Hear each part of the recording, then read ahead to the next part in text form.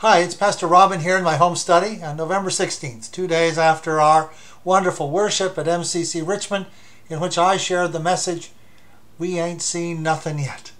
And I said that summed up our scriptures from Isaiah 65 and Luke 21, where Isaiah, speaking as God in God's voice of creating, God is always the great creator. Isaiah writes that we shall see a new heavens and a new earth. The former things shall pass away. And in Luke 21, Jesus talks in response to questions from the disciples about how the temple will be destroyed, how earthly things will not last, but God always lasts.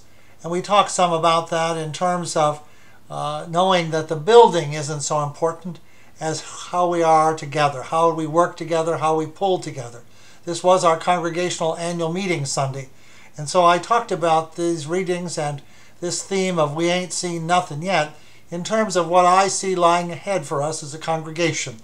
We have the most unimaginable future. We have this way beyond our imagination at the moment to sort of see. But I did challenge us to think about moving ourselves from where we are, a congregation of about 100, 105, and we worship every week on average, to a congregation that brings in 150 people every week on average in our sanctuary that can seat twice that many, frankly.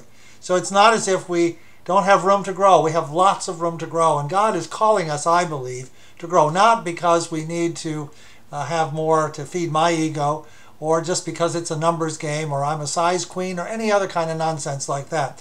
Well, the reality is we need more people because we are called, as our mission statement says, to build a strong, nurturing, spiritual community.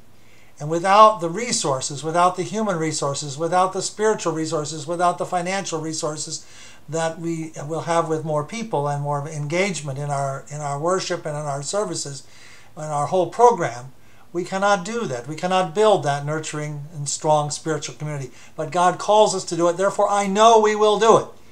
I said to the congregation, I'm staking my pastorate. I've been here 7.5 years. I love this work. I love the people here. It's the satisfying thing in my life. The only things that do outrank it actually are the births and lives of my daughters and my marriage to Jonathan.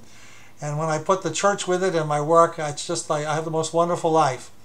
So I want to continue, but I want to tell you that I'm putting my pastorate on the line here, that we're going to grow in 2011 to average attendance of 150 every week, week in and week out, so that we can build this strong, nurturing spiritual community. I know we can do it. God has called us to do it. We can cast aside all our old fears. We can let go of some of the stuff that holds us back because we're called. We are called, and when God calls, God's going to keep calling. So I believe that we can do it. I know we can, and I look forward to working with you and many others to do just that. And I invite you to come this week to worship as well, when I will talk about who's in charge here. When the Sadducees challenged Jesus with this crazy story about a woman who is married 7 times to 7 brothers, and they die sequentially, no children. And so they say to him, so we don't believe in the resurrection, but when she's in heaven and they're in heaven, whose wife is she? And of course, Jesus doesn't get boxed in. Jesus never gets boxed in.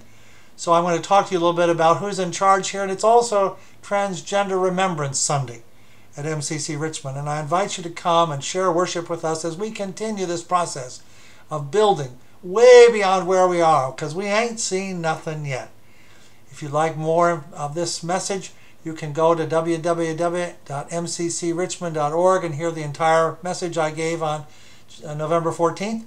And if for some reason you can't be with us on this coming Sunday, November 21st, you can go there and hear the message from that Sunday, or check in here next week afterward and I'll have a short video for you.